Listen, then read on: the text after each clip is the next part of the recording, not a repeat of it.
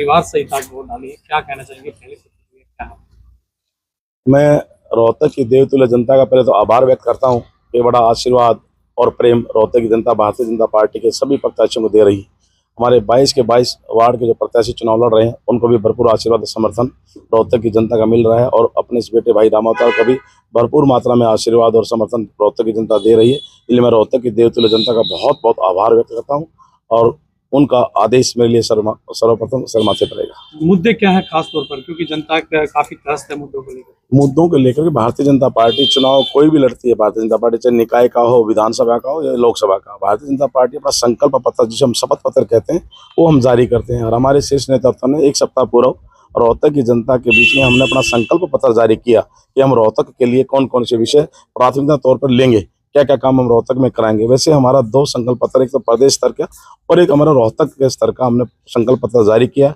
हम अपने जो हम कहते हैं, हम जो लिख करके देते हैं, निश्चित तौर पे हम एक एक जो बात कही उसे पूरा करने का काम करेंगे। इसके अलावा भी मेरी रोहतक की जनता जो हमें आदेश देगी हम उसे भी प्राथमिकता तौर पर पूरा करने का काम करेंगे। मुकाबला कितना मानते हैं आप स्वयं देख रहे हैं, रोहतक की देवतुल्य जनता 100% भारतीय जनता पार्टी के साथ खड़ी है। मुकाबला है ही नहीं, दूसरा प्रत्याशी कभी दिखाई दिया ही नहीं। आप स्वयं फील्ड में रहे, सम्मानित पत्रकार बंधुओं, क्या आपने उनका कहीं चुनाव प्रचार दिखाई दिया?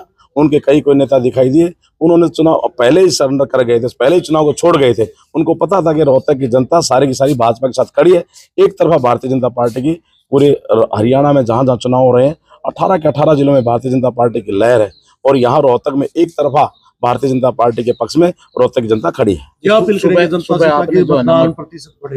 मैं रोहतक की देवतुल्य जनता से प्रार्थना करना चाहता हूं कि आप हम सब ने मिलकर के निश्चित तौर पे आप वोट डालना चाहिए और मेरी प्रार्थना है कि ज़्यादा से ज़्यादा आप वोट डलवाएं। अपने अगल बगल में अड़ोसी पड़ोसियों को, सब साथियों को साथ लेकर के, परिवार के लोगों को साथ लेकर के वोट जरूर करना चाहिए और इसलिए मेरी विनती है कि ज़्यादा से ज़्यादा वोट करें।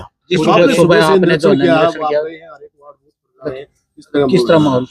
मैं लगभग अभी तक 80-82 बूथ मैंने कवर कर लिए हैं। उन सभी बूथों पर एक तरफा भारतीय जनता पार्टी की लहर है। पूरा रोहतक भारतीय जनता पार्टी के प्रत्याशी को अपना समर्थन दे रहा है। निश्चित तौर पे एक तरफा भारतीय जनता पार्टी के सभी वार्ड प्रत्याशी 22 के 22 और मेयर के प्रत्याशी के रूप में मैं 23 के 23 कमल रोहतक में रोहतक की जनता बहुत अच्छे मार्जिन से जिताने का काम करेगी। कहीं कोई असुविधा का मामला सामने आया? नहीं, ऐसा कुछ नहीं। बहुत समूथली, बहुत सभ्य तरीके से सब पंक्ति में जाकर के वोट डाल रहे हैं और शांतिपूर्ण से चुनाव चला हुआ है। कुछ बूथों पर जो है मेयर की ईवीएम जो है वो खराब मिली है। नहीं, खराब नहीं। स्टार्टिंग में क्या था कि कई बार कोई दिक्कत बटन प्रेस करने में रही, शुरू में होता ही है, तो वो पहली 20-25 मिनट में सॉर्ट आउट कर लिया गया, तो सब समझ चल रहे हैं।